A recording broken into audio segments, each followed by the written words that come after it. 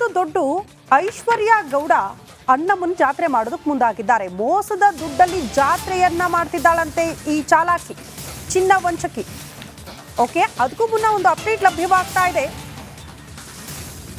ಅಯೋಧ್ಯೆಯಲ್ಲಿ ರಾಮನ ಸಂಭ್ರಮ ಮನೆ ಮಾಡಿದೆ ಕಾರಣ 1 ವರ್ಷ ತುಂಬಿತು ಅನ್ನೋ ಕಾರಣಕ್ಕೆ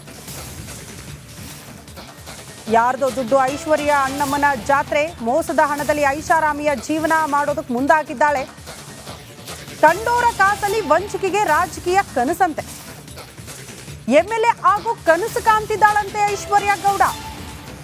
ಪೊಲೀಸ್ ತನಿಖೆಯಲ್ಲಿ ಬಟಾ ಬಯಲಾಗಿದೆ ವಂಚನೆಯ ಜಾಲ. ಟಿಕೆಟ್ಗಾಗಿ ರಾಜಕಾರಣಿಗಳಿಗೆ ಹಣದ ಹೊಳೆ ಹರಿಸಿದ್ದಾಳೆ ಐಶ್ವರ್ಯ ಗೌಡ. ಹಾಗಾಗಿ ಹೇಳ್ತಾ ಇರೋದು, ಹಲವು ರಾಜಕಾರಣಿಗಳ ಹೆಸರು ಕೂಡ ಈಕೆಯ ಜೊತೆ ತಳುಕು ಹಾಕಿಕೊಂಡಿದೆ ಅಂತ. ಒಂದ್ ಕಡೆ ನರೇಂದ್ರ ಸ್ವಾಮಿ ಆಯ್ತು, ಮತ್ತೊಂದು ಕಡೆ ವಿನಯ್ ಕುಲಕರ್ಣಿ ಆಯ್ತು, ಇನ್ನೂ ಹಲವರಿದ್ದಾರೆ ಅಂತ. ತನಿಖೆಯ ಹಾದಿ ಬಗ್ಗೆ ಹಲವು ಅನುಮಾನಗಳಿದೆ. ಮಧ್ಯಾಹ್ನ ಬಂಧನ, ಸಾಯಂಕಾಲ ರಿಲೀಸ್ ಆಗ್ತಾರೆ.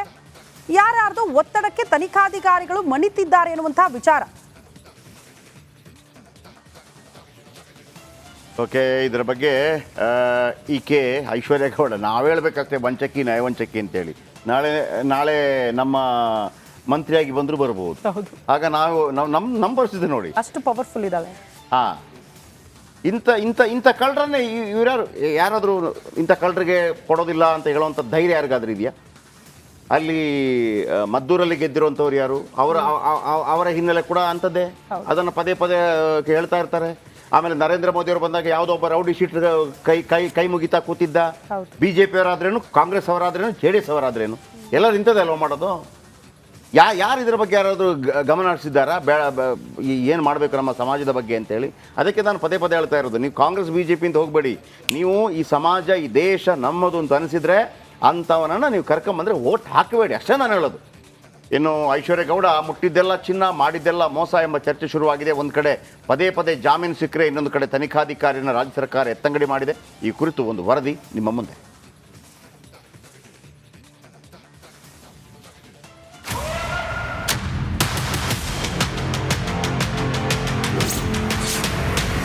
ಐಶ್ವರ್ಯ ಗೌಡ ಹಿಂದೆ ನಿಂತಿದೆಯಾ ರಾಜ್ಯ ಸರ್ಕಾರ?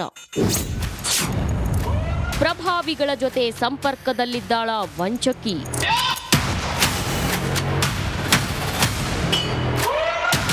ವಂಚಕಿ, ನಯವಂಚಕಿ, ಸಿಕ್ಕವರಿಗೆ ಮಕ್ಮಲ್ ಟೋಪಿ ಹಾಕಿದ್ದ ಮೋಸಗಾತಿಯೇ ಈ ಐಶ್ವರ್ಯ ಗೌಡ ಅಲಿಯಾಸ್ ನವ್ಯಶ್ರೀ. ಒಂದಲ್ಲ ಎರಡಲ್ಲ, ಬರೋಬ್ಬರಿ 7 ಕೇಸ್ ದಾಖಲಾದ್ರೂ ಈ ನಯವಂಚಕಿ ಮಾತ್ರ ಬಿಂದಾಸ್ ಆಗಿದ್ದಾಳೆ. ಹೌದು, ಮಾಜಿ ಸಂಸದ DK ಸುರೇಶ್ ತಂಗಿ ಹೆಸರಲ್ಲಿ ಐಶ್ವರ್ಯ ಗೌಡ ವಂಚನೆ ಮಾಡಿದ್ದಾರೆ ಎನ್ನಲಾದ ಪ್ರಕರಣ ಬಗೆದಷ್ಟು ರಹಸ್ಯಗಳು ಬಯಲಾಗ್ತಿವೆ. ಇದನ್ನ ಬ್ಯಾಟರಾಯನಪುರ ACP ಭರತ್ ರೆಡ್ಡಿ ಇಂಚಿಂಚಾಗಿ ಹೊರತೆಗೆಯುತ್ತಿದ್ರು. ಆದ್ರೆ ಇದೀಗ ಭರತ್ ರೆಡ್ಡಿಯೇ ಟ್ರಾನ್ಸ್ಫರ್ ಆಗಿದ್ದಾರೆ. ಚಿನ್ನ ಪಡೆದು ಹಣ ನೀಡದೆ ವಂಚನೆ ಮಾಡಿರೋ ಆರೋಪ ಹೊತ್ತಿರೋ ಐಶ್ವರ್ಯ ಗೌಡಗೆ ಸೇರಿದ 3ನೇ ಕಾರನ್ನ ಪೊಲೀಸರು ಸೀಸ್ ಮಾಡಿದ್ರು. ಈ ಕಾರು ಮಾಜಿ ಸಚಿವ ವಿನಯ್ ಕುಲಕರ್ಣಿ ಬಳಸ್ತಿದ್ರು ಅಂತ ತಿಳಿದು ಬಂದಿತ್ತು. ಹೀಗಾಗಿ ತನಿಖೆ ಮತ್ತಷ್ಟು ಚುರುಕಾಗುತ್ತೆ ಎನ್ನುವಾಗಲೇ ACP ಭರತ್ ರೆಡ್ಡಿ ವರ್ಗಾವಣೆಯಾಗಿದ್ದಾರೆ.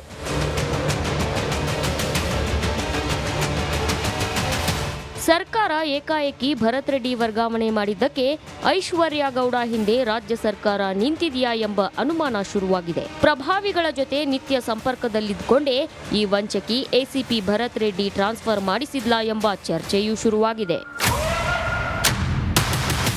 ಸದ್ಯ ಭರತ್ ರೆಡ್ಡಿಗೆ ರಾಜ್ಯ ಸರ್ಕಾರ ಪೋಸ್ಟಿಂಗ್ ತೋರಿಸದೆ ಟ್ರಾನ್ಸ್ಫರ್ ಮಾಡಿದ್ದಾರೆ. ವಿನಯ್ ಕುಲಕರ್ಣಿಯವರ ಕಾರು ಮುಟ್ಟಿದ್ದಕ್ಕೆ DYSP ರ್ಯಾಂಕ್ ಅಧಿಕಾರಿಯನ್ನ ಎತ್ತಂಗಡಿ ಮಾಡಿದ್ರ. ಈ ಮೂಲಕ ವಂಚಕಿ ಐಶ್ವರ್ಯ ಪ್ರಕರಣದಲ್ಲಿ ಸರ್ಕಾರ ಪೊಲೀಸರ ಕೈ ಕಟ್ಟಿ ಹಾಕ್ತಿದೆಯಾ ಎಂಬ ಚರ್ಚೆ ಶುರುವಾಗಿದೆ. Madesh, crime bureau, republic Kannada.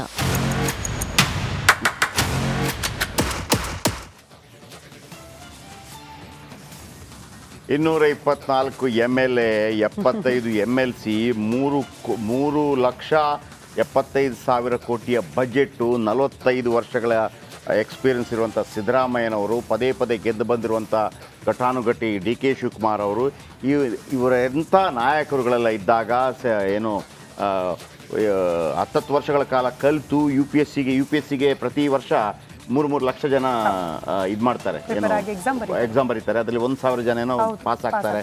ಅಷ್ಟೆಲ್ಲ ಕಷ್ಟ ಬಂದು ಇಲ್ಲಿ ಗೌರ್ಮೆಂಟು ಆಮೇಲೆ ಕಾರ್ಯಾಂಗ ಇವರನ್ನೆಲ್ಲ ನಕ್ಕ ಪಿಚ್ಚ ಒಂದು ಹೆಣ್ಣುಮಗಳು ಈ ಕಿರು ಬೆರಳಲ್ಲಿ ಹಿಂಗೆ ಆಟ ಆಡಿಸ್ತಾ ಇದ್ದಾಳೆ ಸರ್ಕಾರವನ್ನು. ಸಿದ್ದರಾಮಯ್ಯನವರೇ, ಭರತ್ ರೆಡ್ಡಿ ಅವರನ್ನು ವರ್ಗಾವಣೆ ಮಾಡಿಸಿದಿರಲ್ಲ, ಈಗ ವರ್ಗಾವಣೆ ಒಂದು ನಿಯಮ, ಐ ಅಗ್ರಿ, ಒಂದು ವರ್ಗಾವಣೆ ಅಂತಿರುತ್ತೆ. ಅದೇ ಜಾಗ ತೋರಿಸಿದ ವರ್ಗಾವಣೆ ಮಾಡೋ ಉದ್ದೇಶ ಏನು? ಅಥವಾ ಒಂದು ಹೇಳ್ಬೇಕಿಲ್ಲ, ಕರೆಕ್ಟಾಗಿ ಆಗಲಿ ಅನ್ನೋ ಕಾರಣಕ್ಕಾಗಿ ಬೇರೆಯವ್ರನ್ನ ತರ್ತೀವಿ. ಭರತ್ ರೆಡ್ಡಿಯ ಮಿಸ್ಟೇಕ್ ಏನು ಅಂತ ಹೇಳ್ಬೇಕು ನೀವು. ಈ ಸಂದರ್ಭದಲ್ಲಿ ಯಾಕೆ ವರ್ಗಾವಣೆ ಆಗುತ್ತೆ? ಹಾಗಾದರೆ ನಿಮ್ಮ ಹತ್ರ ಶಕ್ತಿನೇ ಇಲ್ವ? ನಿಮ್ಮ ಹತ್ರ ಎಲ್ಲ ಮುಖ್ಯಮಂತ್ರಿಯಾಗಿ, ಉಪಮುಖ್ಯಮಂತ್ರಿಯಾಗಿ, ಗೃಹ ಸಚಿವರಾಗಿ ಒಂದು ಆಕೆಯ ಮೇಲೆ 7 ಆರೋಪಗಳು ಬಂದಾಗ ಎಲ್ಲ ಬಂಡವಾಳ ಬಯಲಾಗ್ತಾ ಇದೆ ಅನ್ನೋ ಕಾರಣಕ್ಕಾಗಿ ಹಾಕಿರಿ ಒಳಗೆ. ಏನಾಗುತ್ತೆ? ಒಂದು ವೇಳೆ ವಿನಯ್ ಕುಲಕರ್ಣಿ ತಪ್ಪಿತಸ್ಥ ಆಗಿದ್ರೆ ಹಾಕಿ ಒಳಗೆ, ಅಥವಾ ನರೇಂದ್ರ ಸ್ವಾಮಿ ತಪ್ಪಿತಸ್ಥ ಆದರೆ ಹಾಕಿ ಒಳಗೆ. ನೀವು ಅಷ್ಟೇ ಯಾಕೆ ಭಯಪಡ್ತಾ ಇದ್ದೀರಿ? ಆ ಒಂದು ಹೆಣ್ಮಗಳು ಇಡೀ ಅವಳನ್ನೇ ಮುಖ್ಯಮಂತ್ರಿ ಮಾಡಿಬಿಡಿ ಆಗಿದ್ರೆ, ಆಕೆನಾ ಅಷ್ಟು ಪವರ್ಫುಲ್ ಆಗಿದ್ರೆ. ನಾವು ಹೇಳ್ತೀವಿ ಮೇಡಮ್, ಹಿಂಗೆಲ್ಲ ಮಾಡಿದಿರಿ, ಇನ್ನು ಮುಂದೆ ಮಾಡಬೇಡಿ, 3,75,000 ಕೋಟಿ ಬಜೆಟ್ ಇದೆ, ಅದರಲ್ಲಿ ಸ್ವಲ್ಪ ಅಡ್ಜಸ್ಟ್ ಮಾಡ್ಕೊಳ್ಳಿ, 20% ತಗೊಳ್ಳಿ ದಯವಿಟ್ಟು, ನೀವು ಭಾಳ ಸ್ಟ್ರಾಂಗ್ ಇದ್ದೀರಿ, ಇಂಥ ಸ್ಟ್ರಾಂಗ್ ಹೆಣ್ಮಗಳು ಬೇಕು ನಾವೇ ಹೇಳ್ತೀವಿ. ಎಲ್ಲ ಇಳಿದ್ಬಿಡಿ. ಬನ್ನಿ, ಇದರ ಬಗ್ಗೆ ಇನ್ನಷ್ಟು ಹೆಚ್ಚಿನ ಮಾಹಿತಿ ಕೊಡ್ತಾರೆ ನನ್ನ ಕಲೀಗ್ ಮಾದೇಶ್. ಭರತ್ ರೆಡ್ಡಿ ಟ್ರಾನ್ಸ್ಫರ್ ಅದು ಎಲ್ಲಿಗೆ ಅಂತ ಇಲ್ಲ. ಆಮೇಲೆ ಭರತ್ ರೆಡ್ಡಿ ಅವರ ಹಿನ್ನೆಲೆ ಏನು ಅದು ಕೂಡ ನನಗೆ ಭಾಳ ಮುಖ್ಯ. ಯಾಕಂದರೆ ಎಂತೆಲ್ಲ ಕೇಸ್ಗಳನ್ನು ಈ ಹಿಂದೆ ಹ್ಯಾಂಡಲ್ ಮಾಡಿದ್ದಾರೆ ಅಂತೇಳಿ. ಸಮ್ಟೈಮ್ಸ್ ಅದು ಊಹಾಪೋಹನ ಆಗಿರ್ಬೋದು. ಯಾಕಂದರೆ ಇಲ್ಲ ರೀ, ಅವ್ರದ್ದು ಆಲ್ರೆಡಿ ಟ್ರಾನ್ಸ್ಫರ್ ಆಗೋದಿತ್ತು, ಮೊದಲೇ ಪ್ಲಾನ್ ಆಗಿತ್ತು ಅಂತೇಳಿ. ಬಟ್ ಜಾಗ ತೋರಿಸದೆ ಮಾಡೋದಿದೆಯಲ್ಲ, ಏನು ಅಂತ ಗೊತ್ತಿರೋದಿಲ್ಲ. ಅದು ಅವಮಾನ, ಶಿಕ್ಷೆ ಒಂದು ರೀತಿಯಲ್ಲಿ ತ್ರಿಶಂಕು ಸ್ಥಿತಿ. ಹಿಂಗೆ ತೆಗೆದು ಎತ್ತಂಗಡಿನಲ್ಲ, ತೆಗೆದು ಬಿಸಾಕೋದು ಅಂತ, ಒದ್ದು ಹೊರಗೆ ಹಾಕೋದು ಅಂತಾರಲ್ಲ, ಎಲ್ಲಿ ಬಿದ್ದಿದ್ದೀನಿ ಅಂತ ಗೊತ್ತಿರೋದಿಲ್ಲ. ಹಂಗಾಗಿದೆ ಪಾಪ ಭರತ್ ರೆಡ್ಡಿ ಅವರಿಗೆ. ಅವ್ರು ಮಾಡೋದು ತಪ್ಪಾದ್ರೆ ಏನು? Please Madesh, update please. Jayaprakash, ಈಗಾಗಲೇ ಈ ಒಂದು ಪ್ರಕರಣದ ವಿಚಾರವಾಗಿ ಸಾಕಷ್ಟು ಚರ್ಚೆ ಆಗ್ತಿತ್ತು. ಅದರಲ್ಲೂ ಕೂಡ ಐಶ್ವರ್ಯ ಗೌಡಳ ಕಾಂಟ್ಯಾಕ್ಟ್ ಇರುವಂಥ ವಿಚಾರವಾಗಿ ಸಾಕಷ್ಟು ಪ್ರಶ್ನೆಗಳು ಕೂಡ ಉದ್ಭವ ಆಗಿತ್ತು. ಈ ಒಂದು ಪ್ರಕರಣ ದಾಖಲಾಗ್ತಿದ್ದಂಥ ಬೆನ್ನಲ್ಲೇ ಆಕೆಯ ಬಗ್ಗೆ ಒಂದಷ್ಟು ಇನ್ಫಾರ್ಮೇಷನ್ ಅನ್ನ ಕಲೆಕ್ಟ್ ಮಾಡುವಂಥ ಕೆಲಸವನ್ನ ಭರತ್ ರೆಡ್ಡಿ ಅವರು ಮಾಡಿದ್ರು. ಭರತ್ ರೆಡ್ಡಿಯ ಈ ಒಂದು ಕೇಸ್ನ ಐಒ ಆಗಿದ್ದಾರೆ, ಅಂದರೆ ಇನ್ವೆಸ್ಟಿಗೇಷನ್ ಆಫೀಸರ್, ಒಬ್ಬ ACP ರ್ಯಾಂಕಿಂಗ್ನ ಅಧಿಕಾರಿ ಒಂದು ಕೆಲಸವನ್ನ ತನಿಖೆ ಮಾಡ್ತಿದ್ದಾರೆ. ಜೊತೆಗೆ ಅವರು ಈ ಹಿಂದೆ ಮಾಡಿದಂಥ ಕೆಲಸಗಳು ಕೂಡ ಸಾಕಷ್ಟಿದೆ. ಈ ದರ್ಶನ್ ಕೇಸ್ನಲ್ಲೂ ಕೂಡ ಭರತ್ ರೆಡ್ಡಿ ಅವರು ತನಿಖೆ ಮಾಡುವಂಥ ಕೆಲಸವನ್ನು ಮಾಡಿದ್ದಾರೆ. ಆ ಒಂದು ಕೇಸ್ನಲ್ಲೂ ಕೂಡ ಅವರ ವರ್ಕ್ ಸ್ಟ್ರಾಟಜಿ ಹೇಗಿದೆ ಅಂತ ನೋಡ್ಬೋದು. ಜೊತೆಗೆ ಅವರು ಈ ಮುಂಚೆ ಮಾಡಿದಂಥ ಕೆಲಸಗಳಾಗಿರ್ಬೋದು, ಇದೇ ಬ್ಯಾಟರಾಯನಪುರ ACP ಆಗಿರುವಂಥ ಸಂದರ್ಭದಲ್ಲಿ ಮಾಡಿರುವಂಥ ಎಲ್ಲ ಕೇಸ್ಗಳನ್ನು ನೋಡಿದ್ರೆ ಭರತ್ ರೆಡ್ಡಿ ಅವರು ಒಬ್ಬರು ಸ್ಟ್ರಿಕ್ಟ್ ಆಫೀಸರ್ ಅಂತ ಹೇಳೋದ್ರಲ್ಲಿ ಯಾವುದೇ ಡೌಟ್ ಇಲ್ಲ. ಅದರಲ್ಲೂ ಕೂಡ ಡಿಪಾರ್ಟ್ಮೆಂಟ್ನಲ್ಲೂ ಕೂಡ ಒಂದು ಒಳ್ಳೆ ಹೆಸರನ್ನ ಮತ್ತೆ ದಕ್ಷ ಅಧಿಕಾರಿ ಅನ್ನುವಂಥ ಹೆಸರನ್ನ ಭರತ್ ರೆಡ್ಡಿ ಅವರು ಉಳಿಸ್ಕೊಂಡಿದ್ದಾರೆ. ಆದರೆ ಈ ಒಂದು ಕೇಸ್ನಲ್ಲಿ ಆ ಒಂದು ದಕ್ಷತೆಯನ್ನು ತೋರಿಸೋದಕ್ಕೆ ರಾಜಕಾರಣಿಗಳು ಬಿಡ್ತಿಲ್ವ ಅನ್ನೋಂಥ ಅನುಮಾನ ಮೇಲ್ನೋಟಕ್ಕೆ ಕಾಡ್ತಿದೆ. ಯಾಕಂದರೆ ಅವರು ಈ ಒಂದು ಕೇಸ್ನ ತನಿಖೆಯನ್ನು ನಡೆಸುವಂಥ ಸಂದರ್ಭದಲ್ಲಿ, ಅದರಲ್ಲೂ ಕೂಡ ಅರೆಸ್ಟ್ ಮಾಡುವಂಥ ಸಂದರ್ಭದಲ್ಲಿಯೇ ಒಂದಷ್ಟು ಅಡೆತಡೆಗಳು ಕೂಡ ಈ ಒಂದು ಕೇಸ್ನಲ್ಲಿ ಸ್ಟಾರ್ಟಿಂಗ್ನಲ್ಲೇ ಬಂದಿತ್ತು.